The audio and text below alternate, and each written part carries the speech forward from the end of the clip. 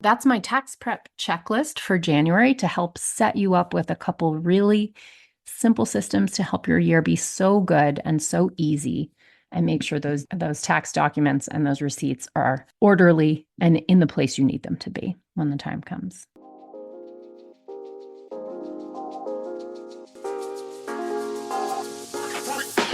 Welcome to the Sunlight Podcast. In this show, we're talking about taxes, money, and careers for self-employed people who have a big vision for changing the world with their work. I'm your host, Hannah Cole, artist, tax pro, and the founder of Sunlight Tax. If you're a creative or soul-centered entrepreneur or wellness practitioner who wants to grow your business sustainably, manage your taxes, and build a stash of fuck you money so you can control your time and have a bigger impact with your work, you are in the right place.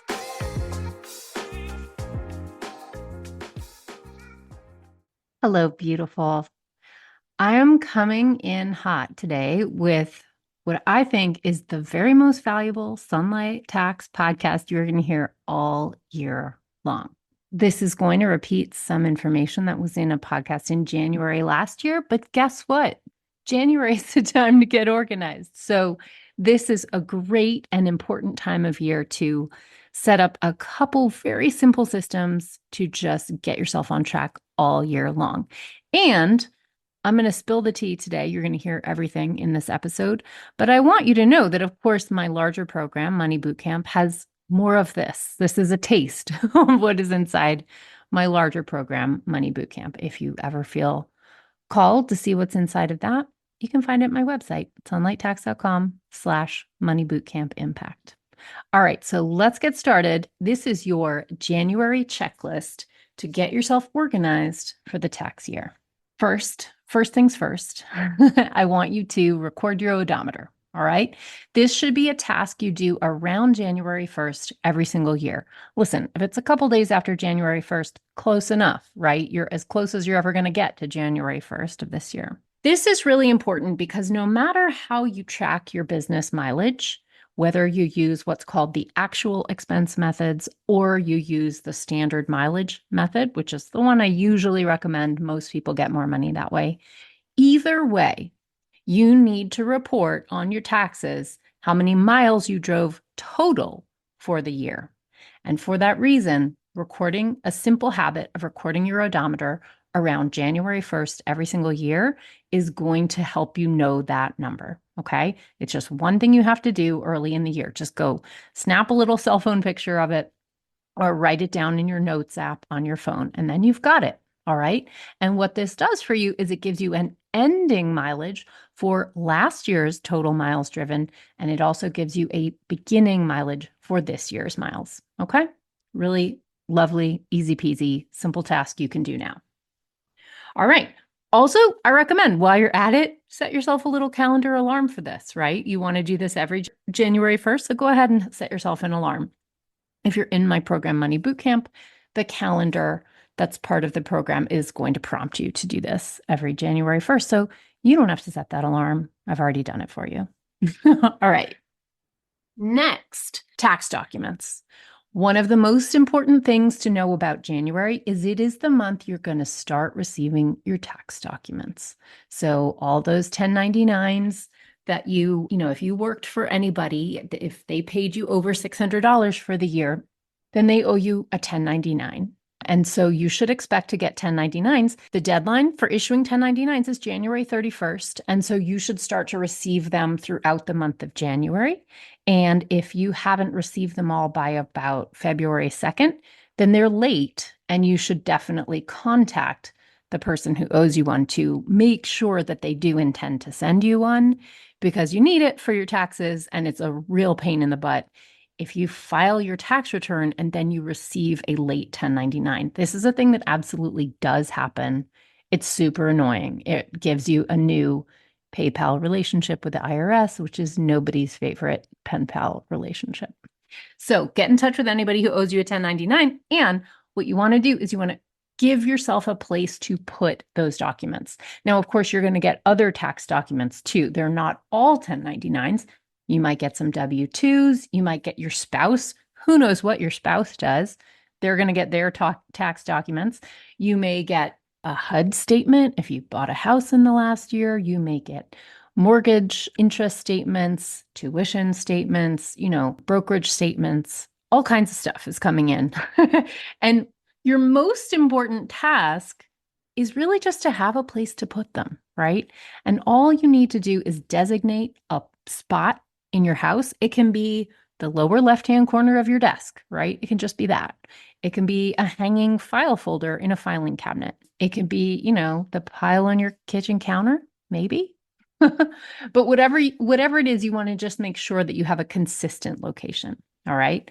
Now, some of these documents are going to come in the mail. Some are going to come over email. So some companies are digitizing this process. If you have consented to it, you might be getting these documents digitally. So of course, you also need a place to house these in your inbox. So what you want to do is create a tax file that's for paper that's going to say 2024 tax documents, right? Remember, taxes are retroactive. I'm not misspeaking. These are documents from 2024.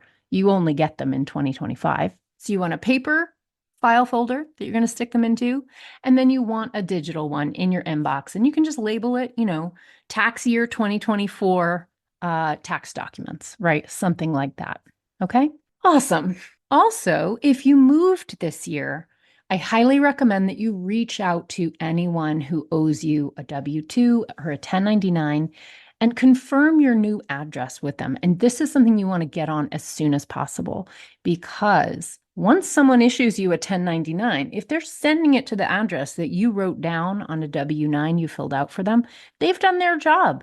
They don't have to worry about it anymore. And the IRS is going to get their copy of the 1099 that you should have, and you're not going to get yours.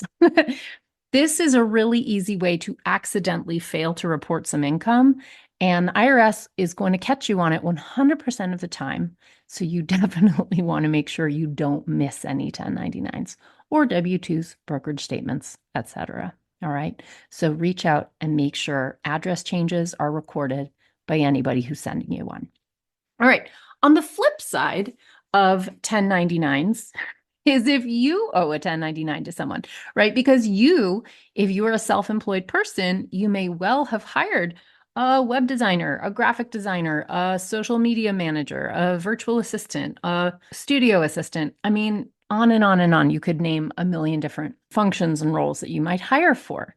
If you paid anyone over $600 to do work for you in your business, this is not for personal stuff. It's not a hairstyler, house cleaner, that kind of thing. But for your business, you owe them a 1099. Now, don't worry. Next week's episode, I'm going to deep dive on 1099s. So stay tuned for that one. And if you're in Money Bootcamp this Thursday, the 16th of January, I'm doing a live session to teach you about how to issue your 1099. So if you're in bootcamp, stay tuned for Thursday. We'll get all up in it. But the short version that you want to know is you're going to have to issue 1099s to anyone you paid over $600. And the deadline for that is January 31st. So this is something you need to do this month. And I want to warn you that the IRS is getting stiffer and stiffer and stiffer in their penalties. The penalties for failure to issue a 1099 that you owe have gone up this year, and they start February 1st. Okay. So this is real and you do have to do it. But the good news is it's not that hard. It doesn't actually take that long. Your biggest task really is to get your bookkeeping done so that you know how much you paid everybody. So you know the correct amount to issue those 1099s for, and that you have the Social Security number, ITIN, and mailing address of anybody that you paid. So if you haven't gathered W-9s from these people, now's a great time. All right. And we'll get more into that on next week's episode. But filing 1099s you owe, that is a part of your checklist for January. All right. Also, another thing you have to do this month, January 15th, remember, is your fourth and final estimated quarterly tax deadline for tax year 2024. So this is the time for you to make that final fourth quarter payment. So be sure that you get that done as well. And remember, if you've missed payments before earlier in the year, that doesn't mean you have to keep missing them, right? You can make the last deadline. You can save yourself one of the 4 penalties. You might not save yourself all 4 if you've missed some deadlines, but you don't have to miss this next deadline, right? So the 15th of January is your last quarter, and you need to make your last estimated quarterly tax payment. Again, if you're in boot camp this afternoon, we're doing a session. We're doing a live session on how to make that payment. So if you're in boot camp, every single quarter, I do a live deep dive session on how to calculate and pay your estimated quarterly taxes, especially when your income is variable, which is the tricky scenario. And let's face it, most of us who are self-employed, our income is variable, and this is the reality. So I can understand that you need a little bit of hand-holding and extra TLC around that issue. All right. A business basic that I just want to reiterate, it's not necessarily a January thing, but it's nice to do it in January if you've been meaning to. If you don't have one yet, if you're early days in your business and you don't yet have a separate bank account for your business, now's the time. Open one up, because what it means is you're going to be able to have clean books for a whole year if you get one open nice and early in the year, like in January. In general, you always want to have a separate business bank account. This is important for many, many different reasons, but it's super, super important. So I want you to do it. By the way, it is okay if this business bank account is actually technically a personal bank account, like according to the rules of your bank. It's not important that it is specifically what the bank calls a corporate account. The point really for taxes is a separation. It's an account that you treat as your business bank account, right? So you deposit your income that you make through that business into that account, and you pay your expenses out of that account. All right, that's the part that's really important. Now, receipts. I want you to understand that receipts are different from tax documents. Tax documents you need to do your tax return. Receipts are something different. Receipts you only need in case of an audit. You do need them. They're legally required as the proof that says, yes, I didn't make this up. This expense really happened.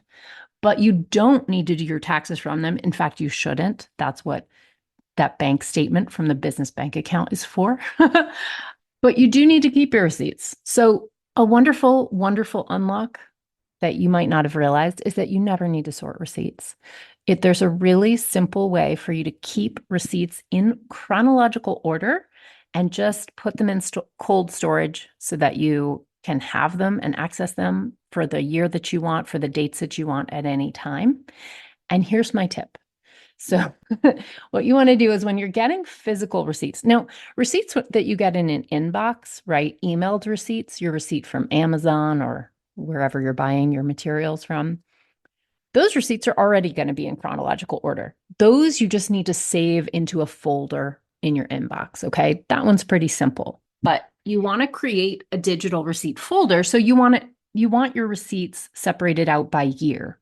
The reason it's a teeny scary, but the reason is that audits come by year. Generally, you'll be asked to show, for example, all your travel and meals receipts for tax year 2023 and 2024. Now, what's really nice is if you have 23 and 24 labeled and you can just pull those folders. What's less nice is if you throw all your receipts in no particular order into one box and you have to go through 10 years of receipts to find 2023 and 2024. That is a horror story, okay? So here's what you do. Create a digital tax receipt folder for 2025. So what we're talking about here now is the current tax year, right? Moving forward from now. And you're going to also create a hanging folder, like a physical receipt folder in your filing cabinet. Unless you want to go ahead automatically and snap a photo and digitize all your receipts. That is also absolutely fine as long as they remain legible to the IRS and have all the required information. That's completely fine. And if you do that, yes, you can get rid of the physical one. So here's the trick. What you're going to do if you get a physical receipt is you're going to stick the physical receipt in the front. Okay. When you stick it in your wallet, it goes in the front of all the other receipts. That's the only rule you need to follow. When you do that, what it means is The front is always going to have the most recent receipt, and the receipts will remain in chronological order. And as you go backwards, they will get later and later in time. When your wallet gets too full of receipts and you want to dump them, you go to that dated hanging file folder, right? It's the correct tax year. And you put that pile of receipts you've got now in the front. And so that just keeps the entire folder in chronological order without you ever touching them. It's so nice. It's my favorite trick. Okay, so you're going to make those 2 folders for yourself for the coming tax year 2025. You want a place to put your new 2025 tax receipts, both digital and physical. And lastly, just the last thing to know about receipts is you should keep them for 7 years. Okay. So if you want to do a little cleanup, you can take any receipts that are 8 years old and older and you can recycle them. So nice. Just clean out your files. That's absolutely fine. But the reason you need receipts for 7 years is because the IRS is allowed to go back 6 years to audit any expenses that you may have had. Okay. So you always need to have 6 years of receipts available. So if you keep them for 7 years, then there's no wiggle room. You've definitely got whatever receipts you need. Okay. But after 7 years, you can let it go. Now, the one exception here is if you have depreciable property that has a lifespan of longer than 7 years. For example, the deed to your house, perhaps, or your business vehicle. I think it's probably obvious that you would not throw out the deed to your house. We tend to hang on to these things for a very good reason, but just an FYI, you don't want to dump that. Okay. All right. Well, that's it. That's my tax prep checklist for January to help set you up with a couple really simple systems to help your year be so good and so easy, and make sure those tax documents and those receipts are orderly and in the place you need them to be when the time comes. All right. I hope that really helped y'all. And of course, if you want to check out my program, Money Bootcamp, we do more of this. January is a hot and heavy month, and there's a lot of live sessions this month teaching you about things like how to issue those 1099s. So if you want to check that out, sunlighttax.com/moneybootcamp-impact. And next week, I will be here for your 1099 questions. Feel free, if you want, to send me a voice memo on Instagram. I'm really happy to listen to your 1099 questions, and I may integrate them into next week's podcast episode about how to issue 1099s. All right. I'll see you next week. Bye, everybody. Thank you for listening. If you like the show, be sure to subscribe, leave a review. It really helps, and share it with a friend. I'm so grateful. This podcast is for education and entertainment only. Nothing in this episode should be taken as individual tax or financial advice. You can find all the tools, books, and links we reference at sunlighttax.com/podcast.